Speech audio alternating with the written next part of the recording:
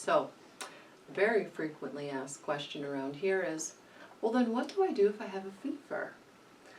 Well, fevers are very important if you actually want your body to overcome the infection that you might have.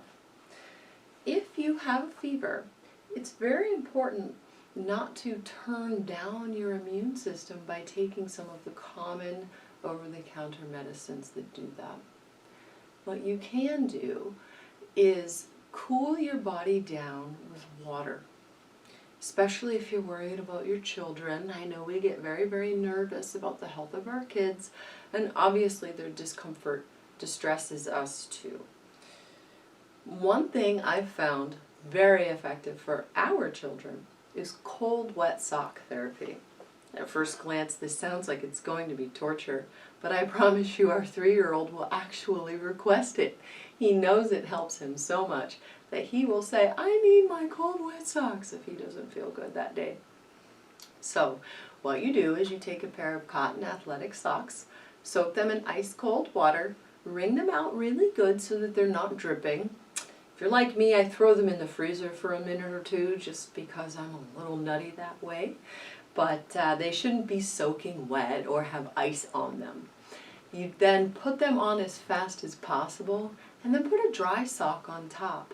Ideally it can be a wool sock so that you insulate your foot. You do this at bedtime and then you lie down flat. What this does is it actually draws all the fluid out of the head.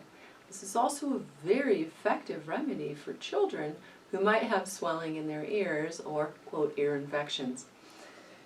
So what happens is first there's blood flow in the feet.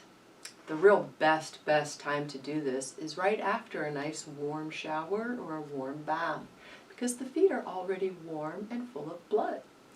You put the cold socks on and then what happens is those blood vessels close because they're cold and the body doesn't want to be too cold.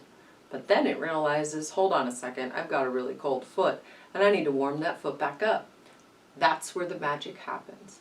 That reperfusion or resaturation of blood is the therapeutic process behind our cold wet sock therapy. Most of the time, the kid wakes up the next day and they don't have a fever anymore. The body's very powerful. It needs a fever in order to overcome because all of the enzymes in our body are activated when they're a little bit warmer. So, if you want your immune system to be effective, let your body have that fever.